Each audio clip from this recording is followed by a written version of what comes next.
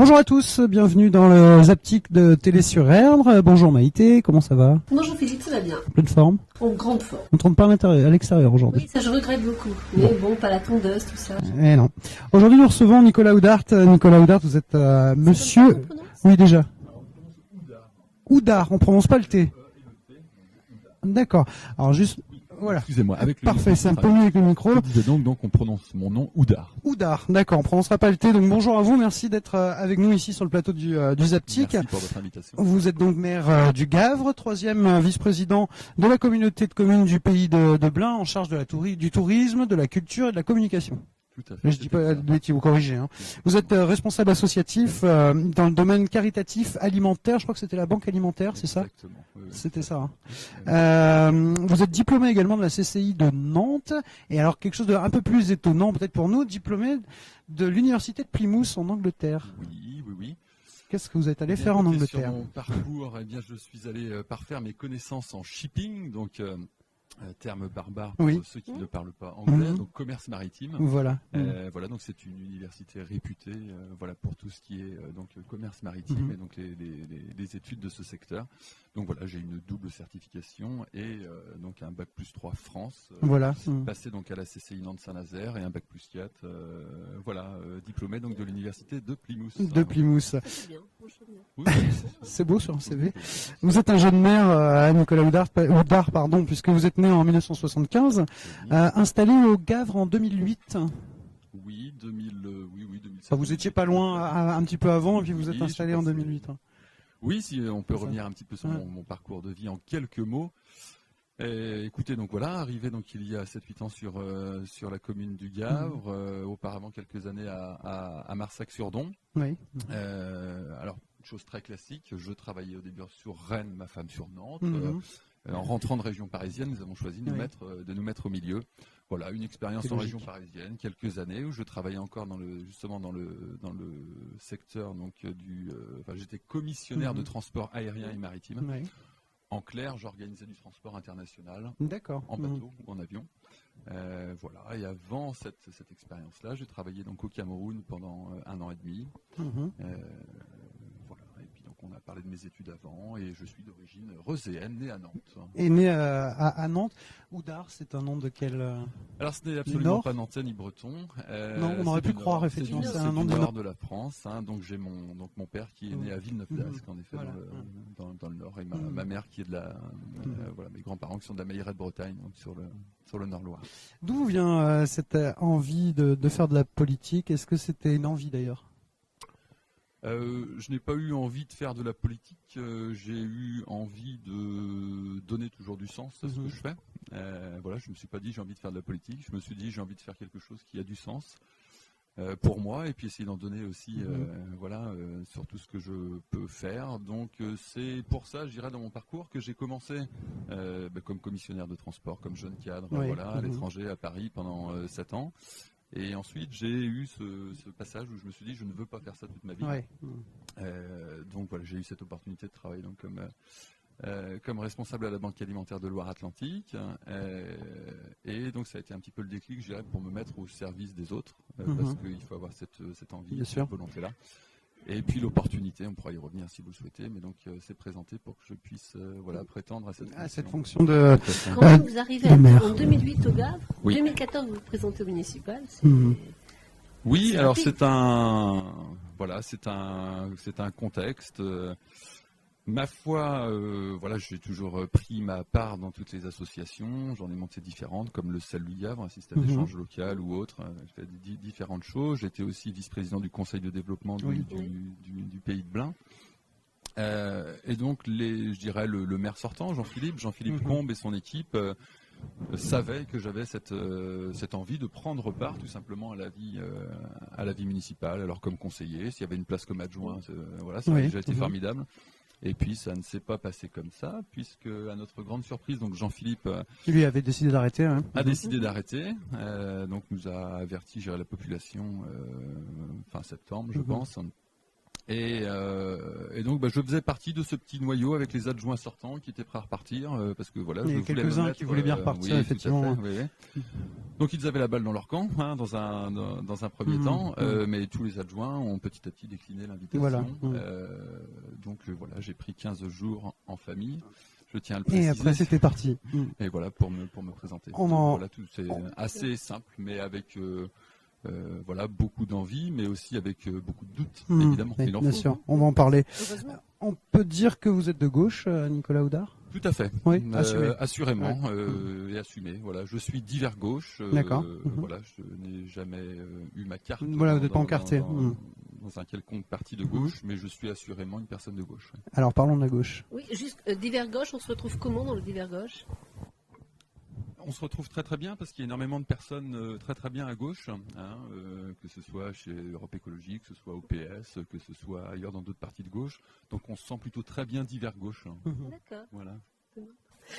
Votre canton résiste et il est resté à gauche justement aux dernières Tout départementales. à fait. Pour vous, quelle est la clé de cette constance-là? Est-ce qu'il y a une méthode? Est-ce que c'est par rapport à l'histoire ouvrière de la région?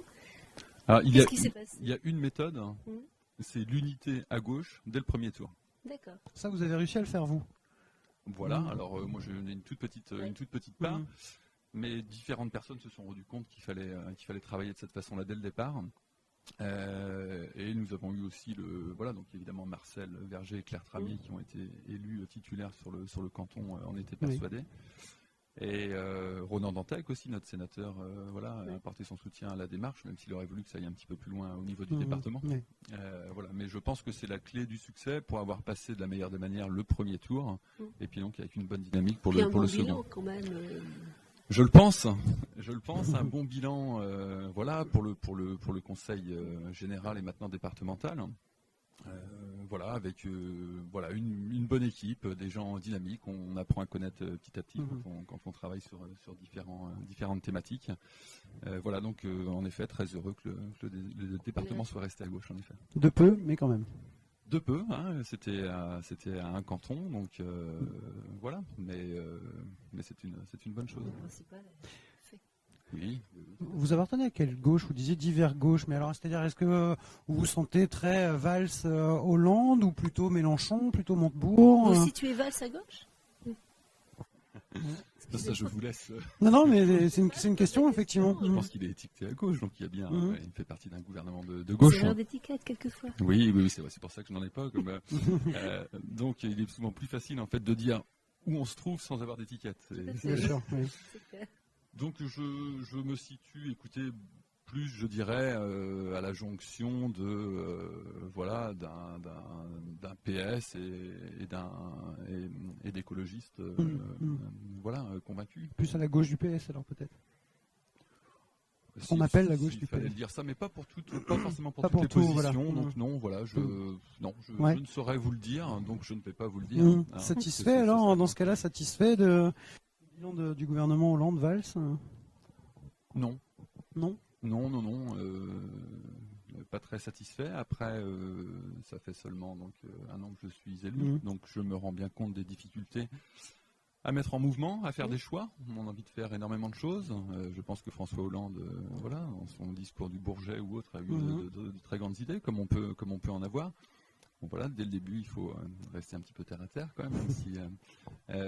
Donc pas forcément. Je pense qu'il reste énormément de travail.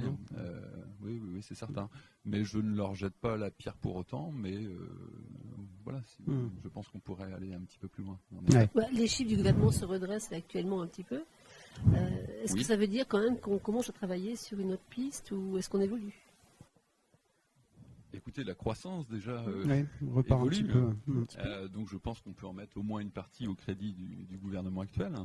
Il y a de très bonnes, il y a de très bons personnages politiques dans les équipes.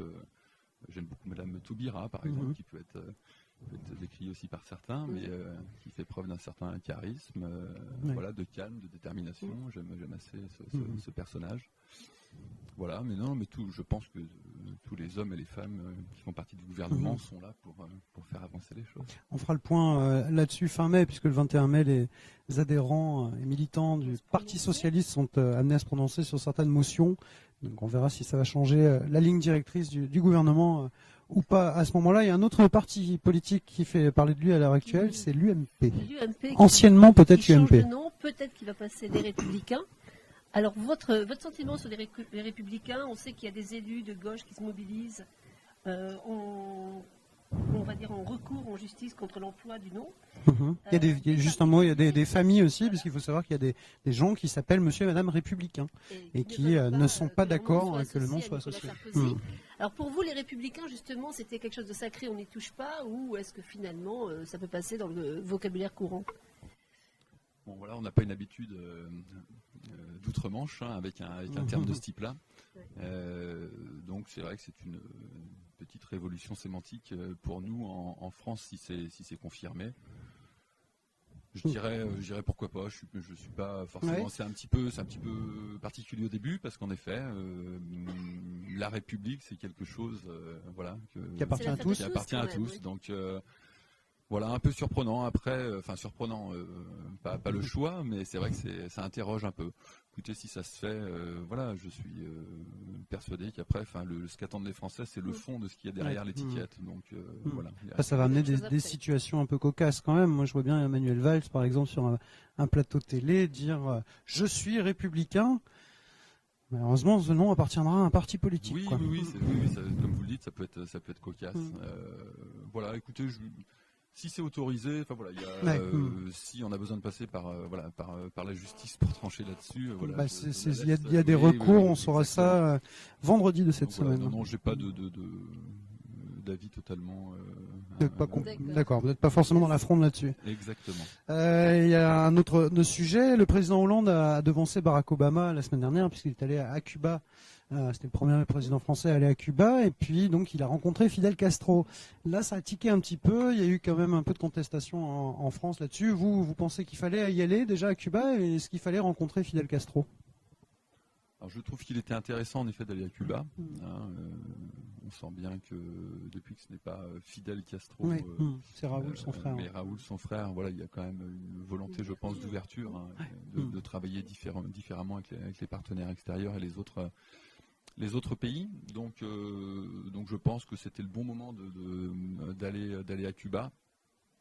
Alors évidemment, aller voir Fidel Castro, c'est un petit peu particulier. Donc je comprends que ça prête un peu à polémique. Bon, je dirais, et en même temps, pour un chef d'État, il est temps d'aller le voir aussi, Fidel Castro, parce qu'on le voit aussi physiquement, petit à petit. Voilà, c'est de plus en plus difficile. Encore une fois, je n'aime pas aller chercher les petites polémiques. Bon, s'il ne l'avait pas fait, je pense que ça n'aurait pas été un mal, mais bon, admettons, il a vu Fidel Castro, il y a eu une poignée de main, il y aura une photo historique. Une photo officielle. Exactement. Voilà. Philippe disait, en préparant l'émission, que la photo existe dans le bureau de Nicolas Sarkozy. Non, Nicolas Sarkozy, lui, il a Che Guevara dans ce petit journal de Canal+, qui a relevé ça ces jours-ci. Bon, comme quoi. Vous avez quoi comme photo? Qui comme photo, comme héros personnel, comme ça? Alors écoutez, je n'ai pas de héros, non. Voilà, j'ai eu juste l'occasion de croiser Jacques Chirac lors de cette tournée africaine. Voilà, quand j'étais au Cameroun, à Yaoundé. Voilà, mais c'est pas forcément un modèle pour moi, même si j'ai beaucoup de respect pour. Et pour l'homme, comme pour l'homme et pour beaucoup de Français, son parcours. Voilà, mais non, je n'ai pas de modèle. Vous avez peut-être la photo de vos enfants? Pardon? Vous avez la photo de vos enfants peut-être sur votre bureau?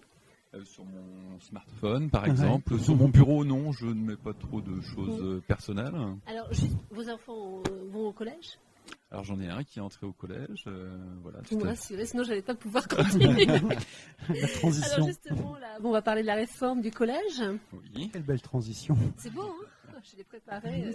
Merci d'avoir des enfants. Justement, la réforme ne passe pas et la ministre pourtant est soutenue par Manuel Valls. On confirme qu'elle devrait passer de gré ou de force pour la rentrée prochaine. Moins d'élèves par classe, ça c'est bien. 4000 professeurs en plus, c'est encore mieux. Ce qui bloque, en fait, c'est la suppression du latin et du grec. Alors, vous avez, avec votre parcours, vous avez peut-être une idée sur le sujet? Oui, Cette réforme du collège. oui, alors déjà, voilà, il ne faut pas de suppression des langues mortes sans faire de jeu de mots. En plus, elles ne sont pas mortes d'ailleurs pour tout le monde. C'est ce que j'entendais sur une émission de radio il y a quelques temps. Voilà, donc non, il faut évidemment préserver l'apprentissage optionnel, ça l'était jusque-là. Donc voilà, je pense qu'il ne faut pas en enlever. Il n'y a pas de, voilà, on a énormément de racines, voilà, à retrouver dans le grec et dans le latin. Donc c'est très très intéressant de pouvoir continuer à proposer cela aux collégiens. Après, je pense que la réforme, comme toute réforme, je ne pense pas que ce soit la suppression qui soit envisagée. Il y a un certain décalage, où ce n'est plus exactement la même chose à partir de la 6e, 5e. On parle de saupoudrage. Certains parlent de saupoudrage. Voilà, alors on toucherait peut-être plus de monde, mais ce serait peut-être un petit peu plus du saupoudrage. Mais moins approfondi, donc. Mais moins approfondi. Bon, mais la base de ce que je disais, c'est que je n'ai pas envie qu'il n'y ait plus ou qu'il y ait moins d'apprentissage de ces langues-là. Voilà, donc à suivre dans les prochains jours. Et l'allemand, donc. Et qui est l'allemand aussi. Et l'allemand. Oui. Alors, ma foi, l'allemand comme l'anglais, comme l'espagnol, voilà, ça restera les trois langues européennes, quand même. Européennes, et puis avec le plus fort taux d'apprentissage en France. Donc, c'est pas une loi qui va changer peut-être à la marge un petit peu son apprentissage, qui va changer quoi que ce soit pour les élèves. Et l'intérêt que nous portons à l'Allemagne et aux autres pays européens. On évoque un nivellement par le bas. Les opposants à la réforme parlent de nivellement par le bas, parce qu'effectivement la suppression des classes européennes. Les classes européennes, effectivement, c'est une élite, seulement c'est une élite d'enfants qui travaillent plutôt correctement. Donc une capacité d'apprendre, d'apprentissage plus facile. Je ne sais pas si c'est une élite. J'ai un cousin qui a quand même 10-15 ans de moins que moi qui a fait ça, qui a fait ce cursus-là. Donc je ne pense pas que ce soit une élite, non, c'est vrai qu'il avait cet intérêt-là. Votre cousin appréciera, tu n'es pas une élite. Tu n'es pas une élite, on se le dit aujourd'hui. Non, il est très bien, professeur d'histoire à ce jour. Mais voilà, non, mais je pense que c'était vraiment un cursus, c'est vraiment dommage. C'est vraiment dommage d'enlever ce... voilà, je pense que si un de mes deux garçons qui m'avait dit je suis tenté par ce cursus-là, je ne l'aurais pas empêché d'y aller, bien au contraire. Je trouve ça vraiment très très intéressant. Toi, tu lances un appel à tes enfants Je lance aussi. un appel à mes enfants, s'il vous plaît. Je ne suis pas sûr que ça fonctionnera. Vous êtes donc maire du Gave, on l'a dit, Nicolas. Une ville située en Bretagne historique, comme nous tous ici.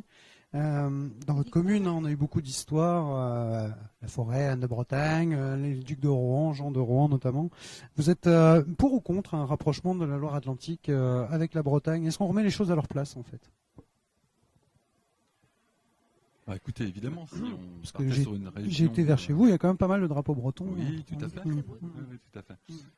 Oui, donc en effet, si on partait sur une région à 5 départements, on remettrait en ordre historiquement ce qui a pu changer M. Pétain.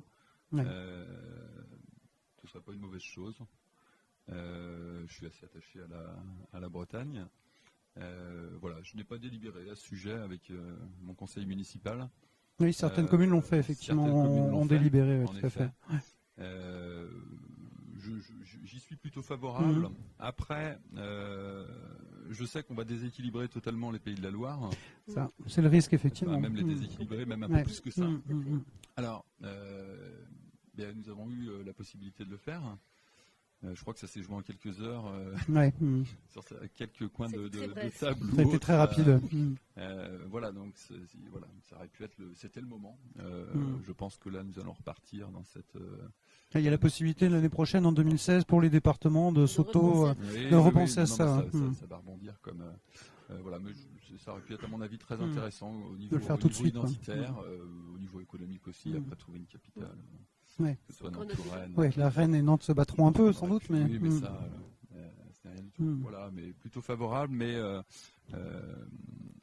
en ayant une petite pensée aussi pour les 3 autres départements ligériens qu'on peut voilà, donc il faut que tout le monde trouve sa place. Oui, c'est ça, La ça. victoire, c'est pas seulement remettre la Loire-Atlantique Oui, en qu'est-ce qu'on Bretagne. fait de la Sarthe, de la Voilà. Vendée Exactement. C'est Et du de Maine-et-Loire. Donc voilà, c'est trouver une bonne solution pour tout le monde. Sinon, c'est.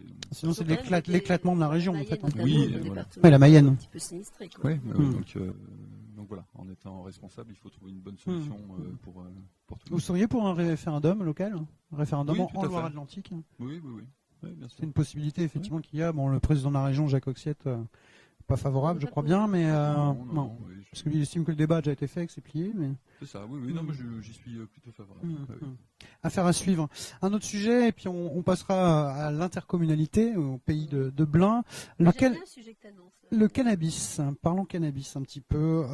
Bernard Cazeneuve, ministre de l'Intérieur, a annoncé plusieurs mesures, notamment en région parisienne, mais du coup le débat reprend une forme nationale.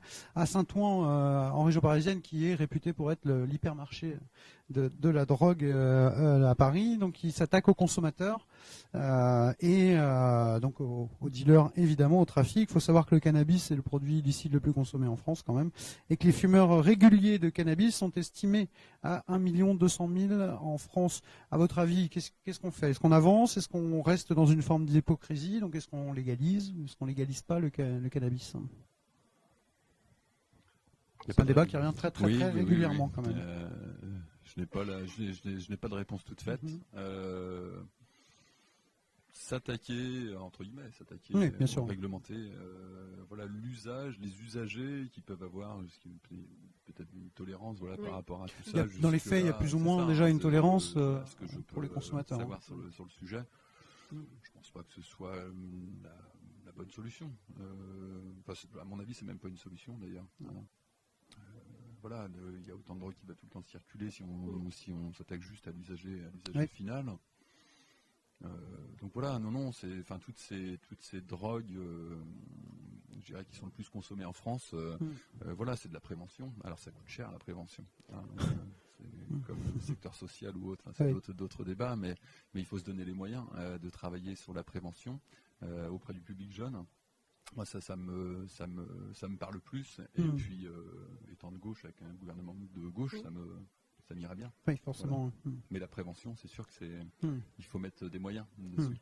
Voilà. Moi, je pense que voilà, après, on ne va pas éradiquer du tout. En s'attaquant aux consommateurs, on éradiquera pas. Exactement. Non, tout à fait.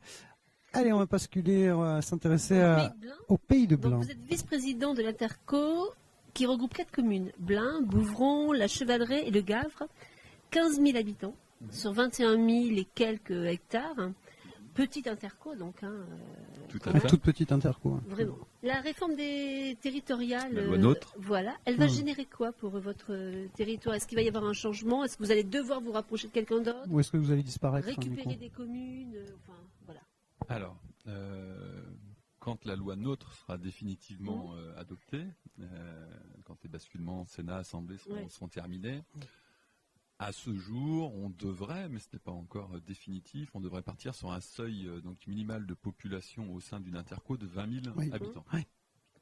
Donc, si c'est confirmé, on doit se marier avec quelqu'un. Ouais. Trouver une petite commune. Alors, ça se passe pas souvent comme ça.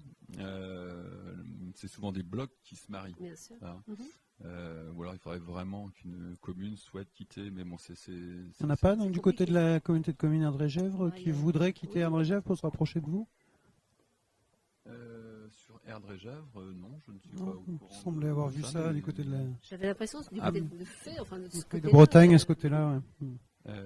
Écoutez, non. Après, il y a des discussions, par contre, pour un rapprochement entre la CCRN, la communauté de communes de la région de Nozay, et la région de Blain, même si c'est la mairie de Blain pour l'instant qui souhaite aller rapidement sur ce projet-là, même si moi je ne suis absolument pas contre. Ça peut être une bonne solution aussi. Voilà, moi aux portes du Gavre, il y avait et puis tout le reste de la CCRN.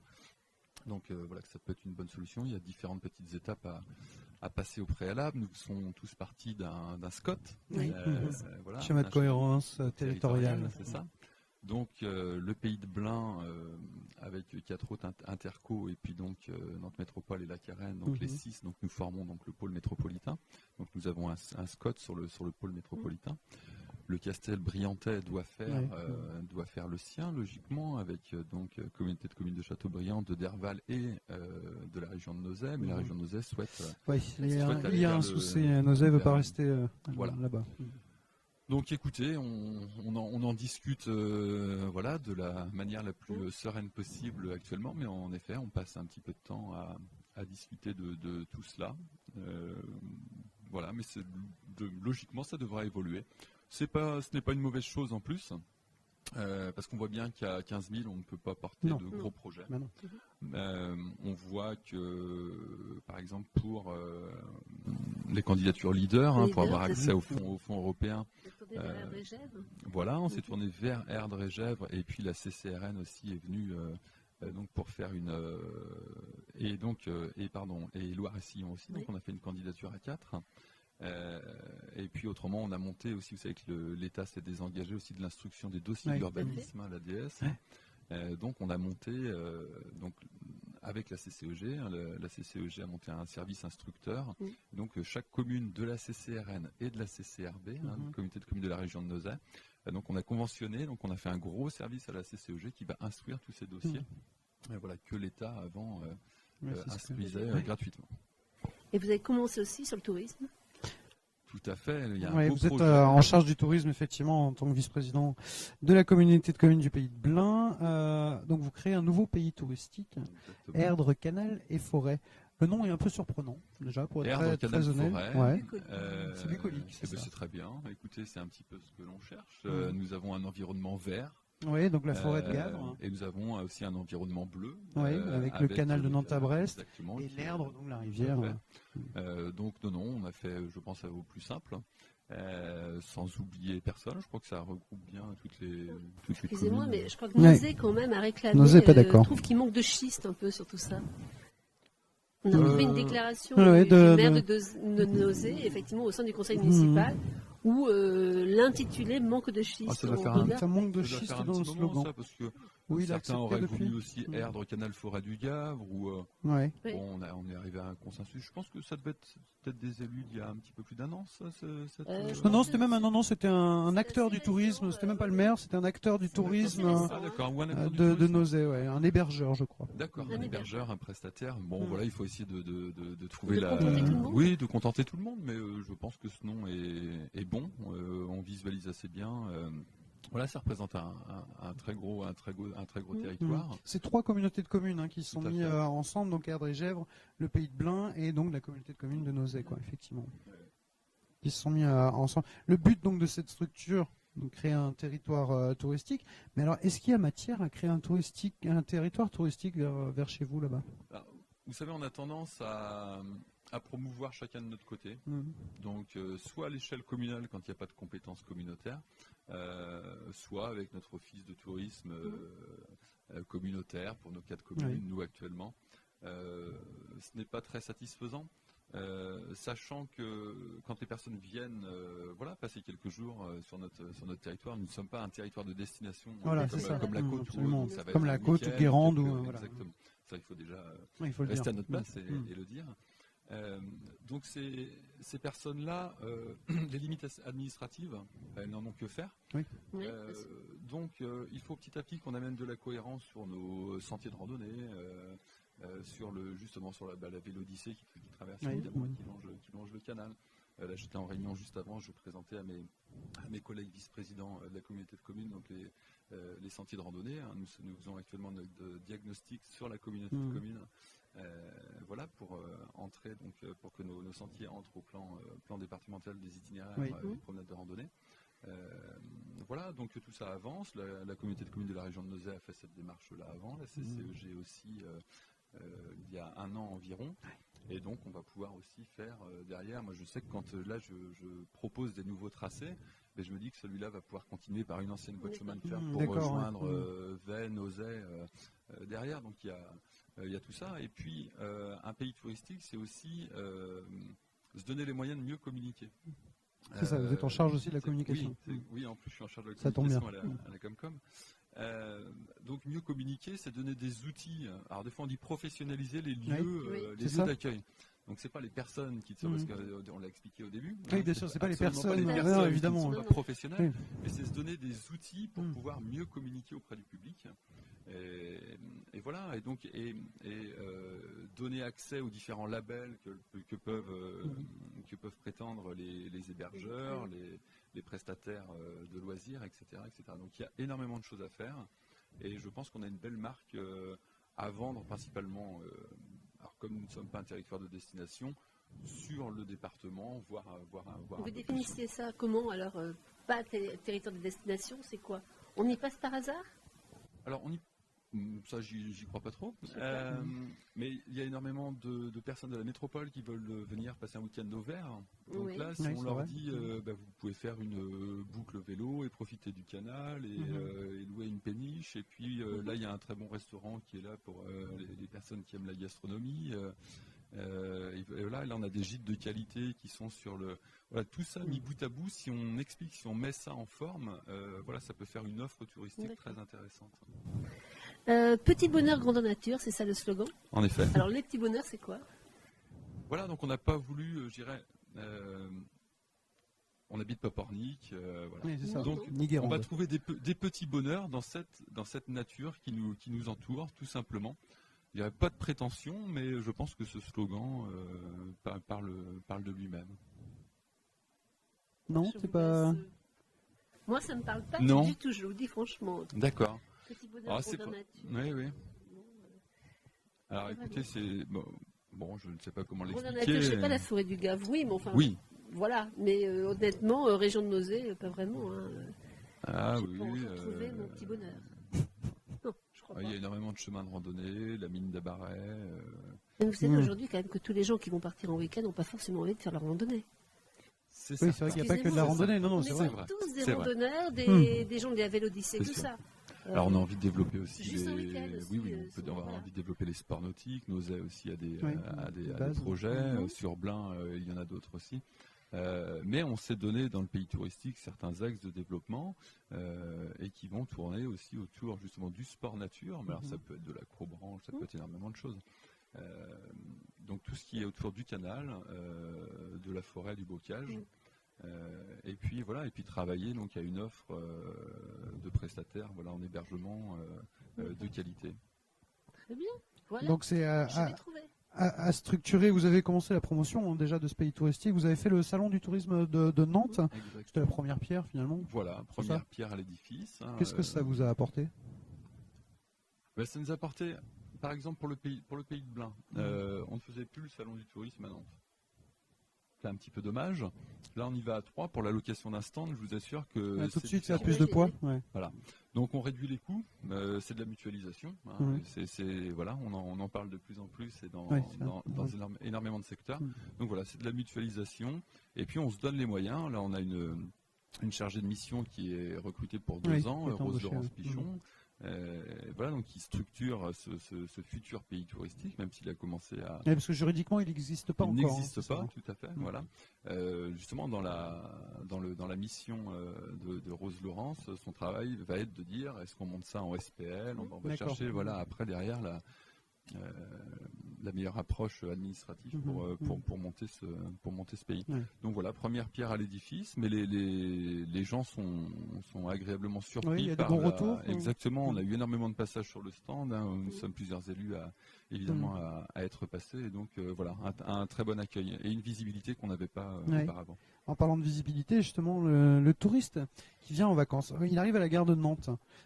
Qu'est-ce qui le pousse à aller découvrir votre territoire? Comment le touriste a connaissance de l'existence de ce pays touristique quand il arrive en gare de Nantes ou à l'aéroport? Pour l'instant, l'aéroport actuel. Alors le touriste a bien évolué depuis une vingtaine d'années. Les touristes prévoient et regardent avant sur Internet ce qu'ils veulent faire. Alors c'est pas forcément minuté, mais ils savent déjà là où ils veulent aller. Ils ont déjà une petite idée. Donc c'est ces outils que nous n'avons pas actuellement. On va vraiment se donner les moyens de. Demain on a un comité de pilotage du pays touristique qui est d'ailleurs en mairie du Gavre. Voilà, et donc on va... Pour réfléchir à une campagne d'affichage, je sais pas moi, une plaquette. Il n'y a pas encore de site. Non, j'ai vu qu'il existe plus ou moins, mais enfin il n'y a rien dedans. En fait pour l'instant la c'est une structure coquille est créée, vide parce qu'on est vraiment aux prémices. où on redonne donc les différents accès aux offices de tourisme, Oui, tout à fait, oui. voilà, les deux d'Erdregev, celui de Nozay et puis le nôtre. Voilà, mais on va vraiment travailler un site commun avec, je dirais, beaucoup plus de facilité pour trouver tous les éléments. Et ensuite, je pense que les sites des différents offices de tourisme pourraient même bien sûr. disparaître. Disparaître, Comme tout à petit à fait. petit, quand la marque sera bien Non, mais connue. je parlais moi après quand on arrive en gare de Nantes, Oui, une campagne, quelque chose qui Non, mais frappe on n'a quand on pas- arrive on a- dans la gare, quoi. oui, mais par exemple. on n'a pas Ou les moyens l'aéroport. Ouais, voilà.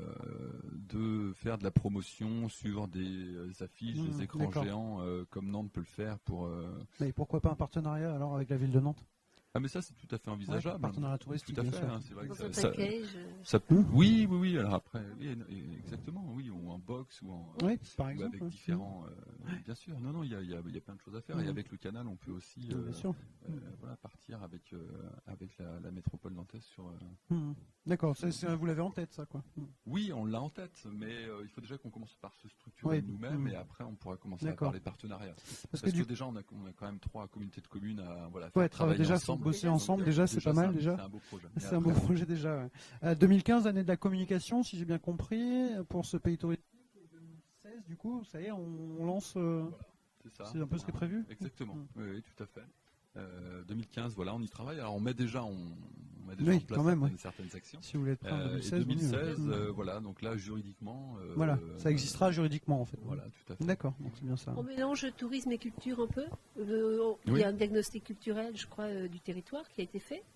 Est-ce qu'on fait un inventaire, si vous préférez, en gros, de ce qu'il va y avoir, de ce qui est proposé au public que le touriste Alors le pays, vienne, le qu'il ait pays des choix aussi. touristique est vraiment, je dirais, uniquement tourisme, mais il est vrai que quand on travaille la culture sur nos collectivités, les offices de tourisme communiquent auprès de la population. Donc voilà, il y a toujours un lien, mais il n'y a aucune compétence que nous allons donner, je dirais, au pays touristique en termes de D'accord. culture. D'accord. Hein. Et vous travaillerez ensemble, forcément. Oui, on travaillera ensemble, Forcément. mais en effet, il y a toujours un lien parce que les gens peuvent venir Bah sur oui. le territoire grâce aux événements culturels Voilà, qu'on c'est ça, peut, bien sûr, qu'on ouais. qu'on peut proposer. Donc ça, on pourra communiquer sur ces événements-là, mais juste de la communication au travers des différents. Oui. D'accord, ce ne sera pas un vecteur réel du tourisme non plus, alors qu'on le sait, la culture pour en être un. Exactement. Non, c'en est un, mais on ne l'a pas mis dans les différents axes à travailler, outre le petit patrimoine, Oui. qui fait aussi Ouais, partie c'est ça, de- parce que vous n'avez pas votre Puy de du la Fou, vous. culture. Non, nous n'avons Ouais, pas c'est de ça Puy aussi. du Fou. Transféré, non, ça Écoutez, dépend pas de... Non. C'est pas sur le secteur. non, Non, non, c'est c'est sur la ça. région. Mais du coup, voilà, c'est ça. Voilà. Non, bah, écoutez. Oui, non, mais. Un Si. gros séliant dans le fond du Gave, puisque Ah, c'est lié. puisque c'est donc, lié. Oui, on tout peut à peut-être fait. trouver des choses comme ça. C'est possible, c'est possible. Vous nous direz, on en rediscutera ensemble, vous nous embaucherez et puis on pourra discuter. Les offices de tourisme, alors juste, est-ce que c'est pas un peu obsolète concrètement? Oui, parce que vous disiez que les gens vont sur Internet, effectivement. Oui, oui, oui. Les gens vont sur Internet, en office de tourisme, déjà si on tombe sur une heure d'ouverture, c'est déjà une chance. Mhm. Donc, qu'est-ce qu'on peut faire pour ça? Oui, alors nos offices de tourisme sont quand même, je sais pas, je parle pour le mien, je Ah, n'ai bien pas sûr, en tête bien sûr. exactement celui donc, qui est situé à Blain, pour notre communauté de communes, donc, il est ouvert quand même de manière régulière. Mais c'est vrai qu'on n'a pas du tout la même approche comme il y a quelques années. Donc il faut amener un plus sur cet office de tourisme. Alors il y a plusieurs choses. Il y a des expositions, justement, on mélange, hein, encore une fois, culture, c'est vrai, c'est toujours... Ah oui. nous sommes nombreux comme vice-présidents à avoir le tourisme et la culture, culture, voilà, tout à dans fait. le... Et il y a de la cohérence, je trouve, à travailler de cette façon-là. Après, amener des points de connexion ou des bornes, justement, où on peut visualiser des choses sur le territoire. Il faut vraiment travailler tout ça. Voilà, c'est un vaste chantier. On est, je dirais, Vous y êtes, quoi. Vous êtes oui, au prémisse. oui, et puis ces habitudes de consommation changent, de préparation. Donc voilà, on Ouais. essaye de voir un petit peu comment on consomme et comment préparent les personnes leurs vacances et leurs destinations, et on essaie de s'y adapter au mieux. Alors, juste en aparté, en termes de tourisme, vous allez où en vacances, justement? Qu'est-ce qui a votre préférence, vos destinations?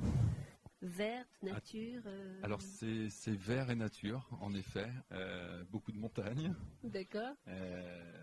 Voilà, après, ça peut être la vallée du Tarn, ça peut être l'Auvergne, voilà. Mais j'aime beaucoup les Et des sites environnements reconnus comme verts. touristiques. Oui, tout à fait.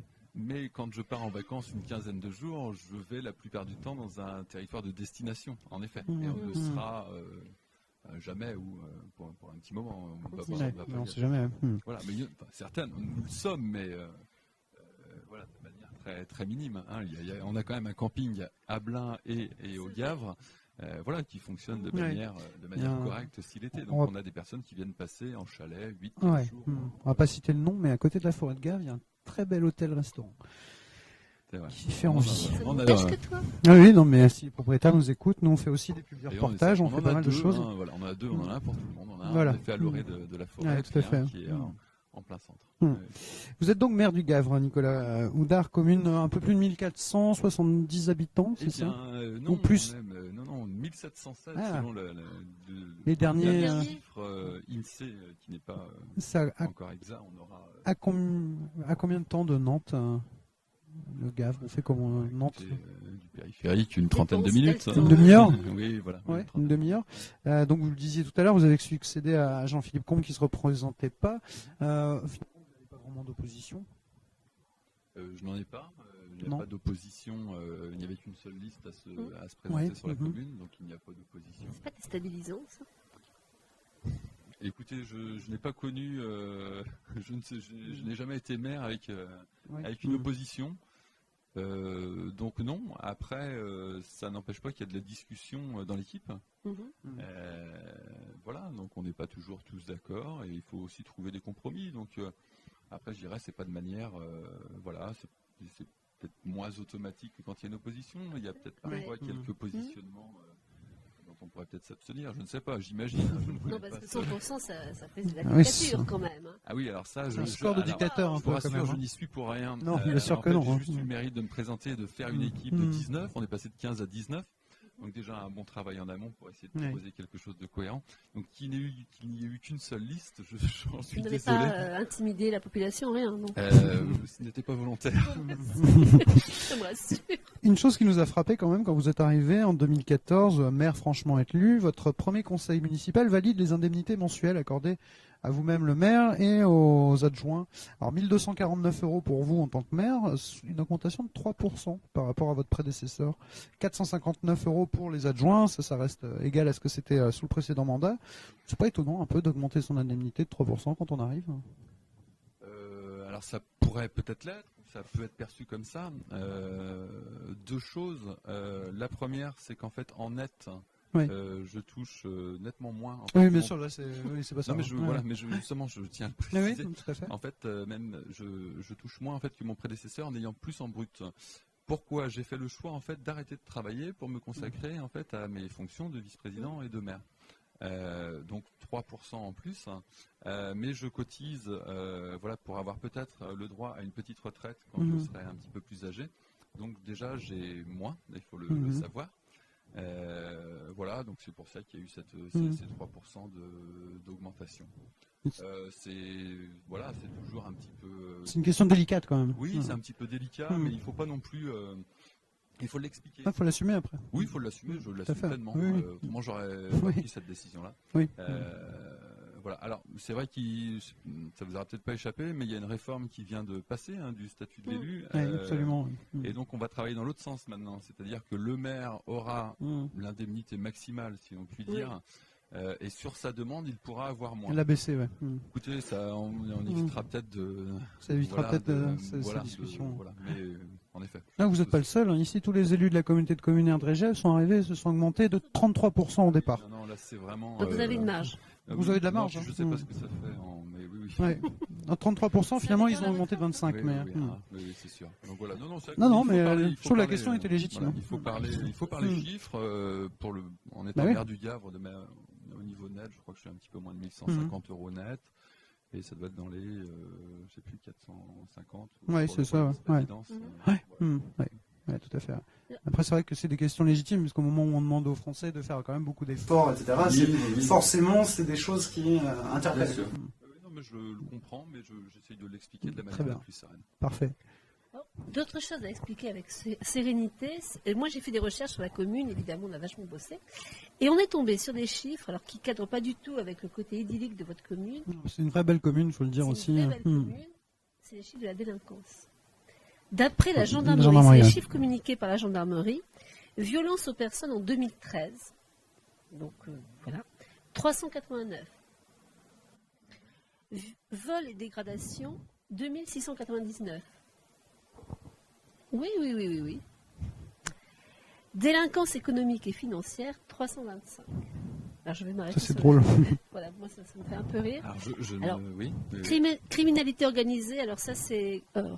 je vais un peu expliquer le crime organisé. Hein. Ce sont des regroupements d'adolescents qui... Oui, c'est ça, c'est pas la mafia non plus qu'il y a au Gavre. Hein. Ouais, c'est ça, c'est juste ça. J'étais pas au Ne courant. vous inquiétez pas. Non, c'est pas la Donc mafia. il y en ou- a 16, vous avez au moins 16 adolescents qui font des... Voilà. Et autres crimes et délits, alors là j'ai pas eu Non, l'explication là, de c'est l'autre pas crime et précisé, délit, ouais. 135. Ça a l'air de vous étonner. Oui, en termes de chiffres, les chiffres m'étonnent. Alors écoutez, les chiffres 2013, voilà, je n'étais pas au compte rendu annuel qu'on fait avec la gendarmerie.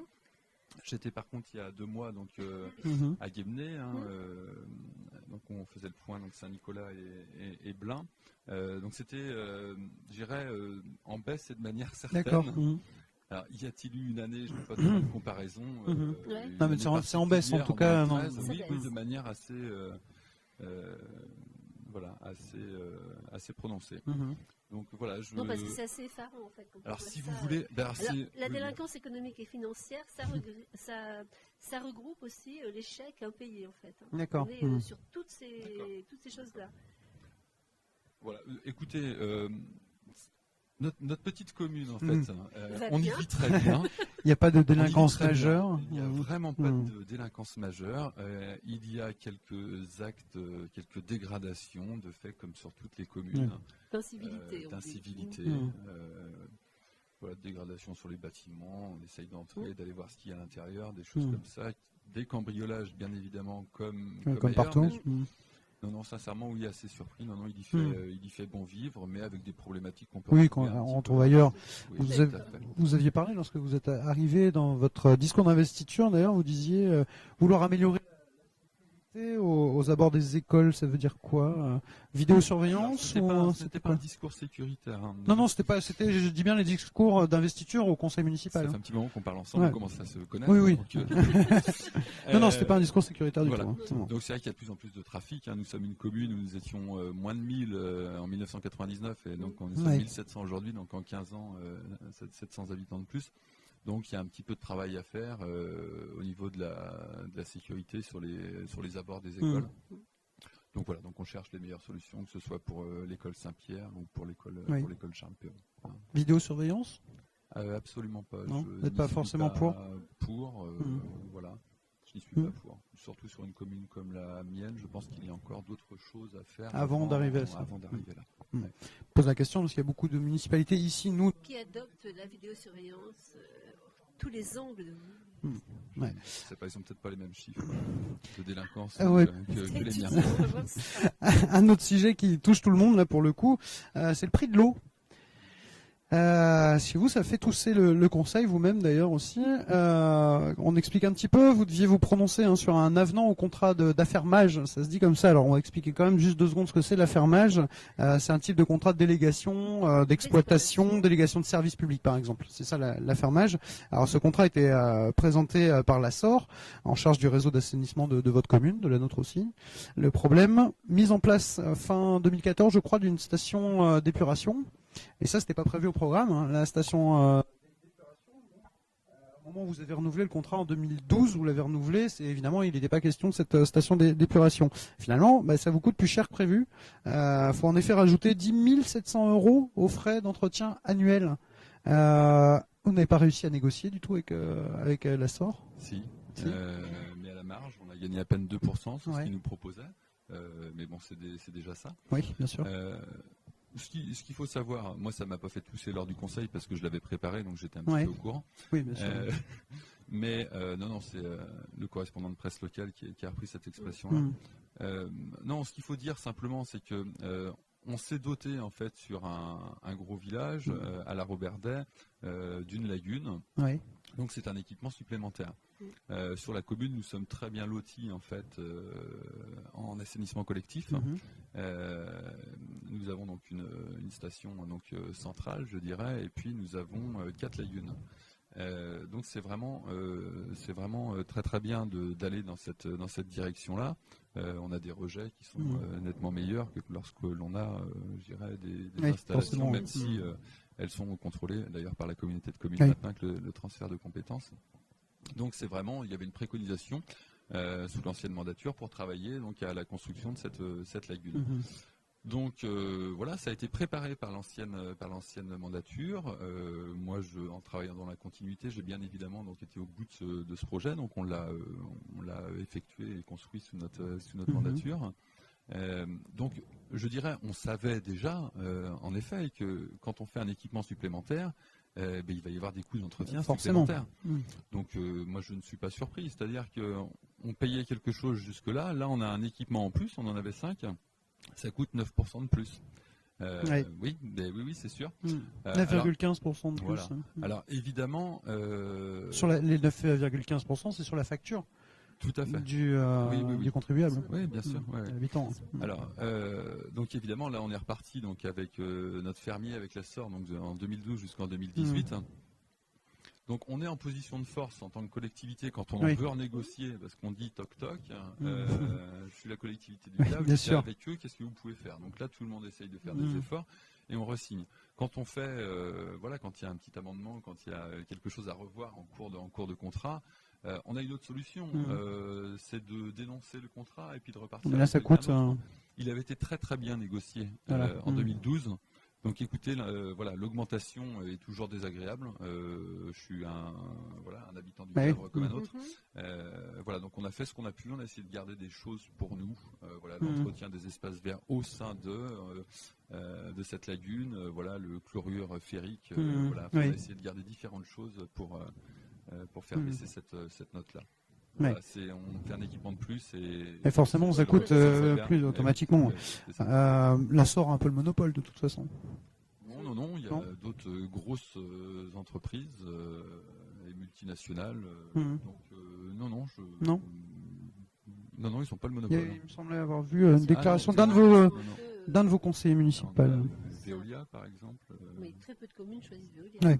Ça, par contre, c'est autre chose. Autre chose. Est-ce qu'il ne faudrait pas passer un moment en régie publique, régie, alors du coup intercommunale, quoi. Pourquoi pas on n'a pas soulevé cette question-là. Alors après, il y a évidemment d'autres solutions. Là, on travaille sur un village qui est vraiment, on va dire entre guillemets reculé de 2 km du centre. La Chevaleraie, Elisabeth Cruau, va se relier donc à la station d'épuration de Blain. D'accord. C'est une autre solution, mais après elle négocie le tarif avec Jean-Michel Puch, maire de Blain, et ça va peut-être pas être plus facile qu'avec la SOR. Non, mais en étant tout, il faut trouver un terrain d'entente derrière. Je dis ça de manière évidemment. C'est des discussions qui ont lieu en ce moment un peu partout. C'est un débat qui agite beaucoup. Alors une commune qui n'est pas de notre département, mais le Creusot en Bourgogne, en Saône-et-Loire, je sais que la communauté urbaine du Creusot, ils sont en plein dedans. Et alors c'est des citoyens qui réclament une régie municipale. On a vu j'ai vu ça aussi sur un reportage avec de très bons exemples et des baisses de 20-25% du prix de l'eau en reprenant ça en régie. Souvent sur quand même de bonnes communes, mais c'est un axe qu'on pourra retravailler si les prix venaient à s'envoler. J'en ai bien peur. Votre commune est la seule, voire une des rares communes en tout cas, à mettre la main à son portefeuille en matière de frelons asiatiques. Vous proposez 40 € au foyer pour lutter. Alors ça, c'est exceptionnel. C'est assez exceptionnel sur notre territoire. En général, on dit aux habitants, débrouillez-vous, vous avez le numéro, mais en gros, c'est tout. Oui. Vous aidez et vous accompagnez. Vous allez plus loin. Oui. Alors bon, je pense, en étant honnête, on n'est pas les seuls sur le territoire, mais tout le monde ne le fait pas. On peut le dire dans un sens. Dans ce cas-là, vous êtes très peu. Très peu. C'est vrai qu'on a eu cette discussion-là en bureau municipal avant de le proposer donc à l'équipe. Il fallait trouver quelque chose de cohérent entre l'incitation pour qu'on se batte justement contre les frelons asiatiques et tout en préservant les finances de la commune. Bien sûr. Bien sûr. Parce que s'il y a une multiplication et une recrudescence aussi des nids, ça peut être compliqué. Donc voilà, on est arrivé à cette somme forfaitaire qui, je pense, voilà, on va communiquer dessus aussi sur le prochain bulletin municipal ou autre, qui peut être incitative, et c'est le but, hein, c'est vraiment de dire aux gens, attention. Vous en avez beaucoup, vous enregistrez de nombreuses... On en a eu de quelques-uns nombreux l'année dernière, il y a dû y avoir 4-5 destructions de nids Comme ici. sur la commune. Non, mais c'est un geste, je voulais le dire. Oui, parce que oui, c'est un oui. geste Ouais, c'est significatif. significatif, je Je trouve. pense que c'est intéressant de travailler en ce sens-là. C'est c'est inciter, faire ce qu'on peut à l'échelle de notre commune. Voilà, évidemment, si on pouvait proposer plus, on le ferait, mais il faut essayer de rester raisonnable, Oui. parce qu'on a moins d'argent avec les baisses de DGF, mais là, on essaie de proposer quelque Les dotations chose en de plus. l'État. Bon, voilà, ce sont des petites choses, mais qui sont importantes par rapport à la politique qu'on peut mener. Financièrement, la commune évolue dans le bon sens, un autofinancement qui grandit. Oui, Donc plutôt pas mal par rapport à il y a 3-4 ans où il y avait eu quelques voilà, soucis. c'est ça. Un Bon, peu c'est plus un petit peu compliqué. la vie d'une collectivité. Il y a certains investissements parfois qui peuvent peser. Donc voilà, il y avait un taux d'endettement à un moment qui était un petit peu au-dessus de la moyenne nationale. Là, la première année, de toute façon, Jean-Philippe avait fait un bon budget de transition. Donc voilà, on a fait très attention aux dépenses pour commencer. Donc voilà, on arrive sur une situation qui va être saine, Ce qu'on appelle ça. mais qui va nous permettre d'investir. Oui, mais justement, vos projets, tiens. Nos projets. Écoutez, on va essayer. On a commencé déjà à travailler pour la jeunesse. Oui, On a une population très jeune. oui, effectivement. De nombreuses communes. Donc là, nous avons déjà fait des travaux sur le périscolaire. Et puis sur 2016, mais on y travaille évidemment déjà cette année. Nous allons refaire un endroit autour de l'étang. Vous êtes passé il y a peu de temps. Nous allons mettre un city stade et des jeux pour les enfants. Voilà, ça manquait un petit peu. Il y avait un toboggan qui était collé au terrain de camping. Donc voilà, donc il y a tout ça pour la jeunesse. Au niveau de transition énergétique, on a aussi voté dernièrement donc le fait de changer de chaudière. Nous avions une chaudière à fioul qui avait 35 ans, donc il était peut-être temps effectivement. Voilà, avant qu'elle lâche en plein hiver, et là on la renouvelle par quelque chose qui n'est pas très cohérent, sachant que la région aussi nous amène beaucoup d'aide pour donc voilà, on part sur une chaudière à pellet que nous allons changer dans un mois ou deux. Voilà, c'est toutes ces petites décisions. Après, on a évidemment d'autres projets qui se réaliseront en fin de mandat, parce qu'il faut un petit peu de temps pour les réaliser. Nous souhaitons arriver donc à la création d'une place sur le Gave que nous n'avons pas actuellement. On a un grand carrefour qui est très sympathique, notre petite place d'église. C'est vrai, mais donc derrière la mairie, en fait, nous allons supprimer des vieux bâtiments qui ont servi il y a très longtemps de caserne ou de service technique. Maintenant, c'est des locaux de rangement associatif. Donc voilà, on va détruire tout ça, pardon. Donc on a fait l'acquisition, par contre, pour reloger oui, du coup, bien sûr, qui sont là. Et voilà, quelques acquisitions de terrain. Voilà, pour essayer d'arriver à faire une place, de centre très agréable, sachant que au début, ce n'était pas pensé pour, mais on a l'arrière de la mairie, on a une bibliothèque maintenant en bardage bois, et on a aussi notre micro-crèche communautaire sur cet environnement-là. Donc vraiment en l'ouvrant, ça peut faire quelque chose de très sympathique. Et puis de nombreux autres projets. À suivre, avant-dernière question. Juste une petite question, j'ai vu sur le site, vous recherchez des pompiers ? Oui. Alors, profitez-en. Écoutez, nous recherchons toujours des pompiers. Alors là, je me fais porte-parole de Thierry Padiolo, le chef de centre du Gavre. Voilà, on n'en a jamais assez sur les 6, sur les centres d'incendie et de secours. Voilà, donc s'il y a de bonne volonté, alors après il faut quand même de l'investissement. Il y a énormément de formation, il faut le dire, mais on arrive quand même, et puis derrière des astreintes. Mais voilà, on arrive à apporter, quand on recherche du sens un petit peu, je boucle un peu la boucle avec l'entretien. Quand on recherche du sens dans ces activités, ça peut être une réponse adaptée. Et puis c'est un message important à passer, effectivement. Merci beaucoup. Vous voulez peut-être rajouter quelque chose ? Je tiens tout simplement à vous remercier pour votre invitation. Merci à vous, merci d'être venu. Nicolas Houdard, tu voulais peut-être rajouter quelque chose, Maïté ? Non. C'est bon, ça te va aussi ? C'est très bien. Merci d'être passé nous voir ici au Clos Saint-Thomas à Sucé-sur-Erne, un très très bon restaurant qui nous accueille pour tous nos tournages. Donc merci à Yvonique Briand, le propriétaire des lieux. Merci Maïté, bien sûr. On se retrouve très très vite de toute façon pour un nouveau Zaptique. Et merci à vous. Merci de nous suivre aussi nombreux. Et puis donc à très bientôt. À tout bientôt. Au revoir. Merci.